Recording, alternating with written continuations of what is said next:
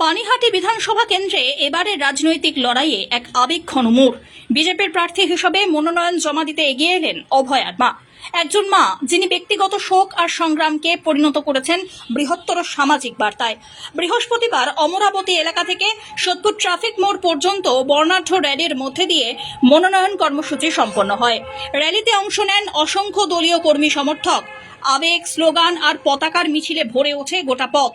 এই কর্মসূচিতে বিশেষভাবে উপস্থিত ছিলেন ত্রিপুরার মুখ্যমন্ত্রী বিপ্লব দেব, যিনি প্রার্থীর পাশে দাঁড়িয়ে তার লড়াইকে সাহস এবং ন্যায়ের প্রতীক বলে উল্লেখ করেন। মিছিল শেষে সোদপুরের ট্রাফিক মোড়ে আয়োজিত জনসভা কার্যত পরিণত হয় রাজনৈতিক বার্তার মঞ্চে। উপস্থিত ছিলেন কেন্দ্রীয় প্রাক্তন মন্ত্রী স্মৃতি ইরানি। বলেন, একজন মায়ের এই লড়াই শুধু ব্যক্তিগত নয়, দেশের প্রতিটি নারীর নিরাপত্তা আর সম্মানের লড়াই। তিনি আরও দাবি করেন, সমাজে নারীদের সুরক্ষা নিশ্চিত করতে রাজনৈতিক সদিচ্ছা আর কঠোর পদক্ষেপ জরুরি। অভয়ার মা তার প্রার্থীপদ ঘিরে বিজেপি স্পষ্টতই আবেগঘন আর সামাজিক বার্তা তুলে ধরেছে। দলীয় সূত্রের মতে, এই প্রার্থী শুধু একটি রাজনৈতিক মুখ নন, বরং নারী সুরক্ষা, ন্যায় বিচার, সাধারণ মানুষের কণ্ঠস্বরের প্রতীক। এদিনের সভায় বক্তব্যকারীরা বারবার নারী নির্যাতন, আইন শৃঙ্খলা পরিস্থিতি এবং বিচার প্রক্রিয়ার গতি নিয়ে প্রশ্ন তোলেন। পাশাপাশি প্রার্থীর মাধ্যমে বিজেপি রাজ্যে একটি শক্তিশালী রাজনৈতিক বার্তা দিতে চাইছে বলেই মনে করেন রাজনৈতিক বিশ্লেষকরা। স্থানীয় মানুষের মধ্যেও এই প্রার্থী পদ নিয়ে মিশ্র প্রতিক্রিয়া দেখা গিয়েছে। অনেকেই একজন মায়ের সাহসিকতাকে সম্মান জানাচ্ছেন, সমর্থন করছেন, আবার কেউ কেউ রাজনৈতিক কৌশল হিসাবেও দেখছেন এটিকে। সব মিলে পানিহাটির এই মনোনয়ন পর্ব শুধু এক নিয়মিত রাজনৈতিক কর্মসূচি নয়, আবেগ, প্রতিবাদ, রাজনীতির এক বিশেষ মেলবন্ধন। এখন দেখার ভোটের ময়দানে এই আবেগ কতটা প্রভাব ফেলে, অভয়ার মায়ের লড়াই শেষ পর্যন্ত কি ফল বয়ে আনে।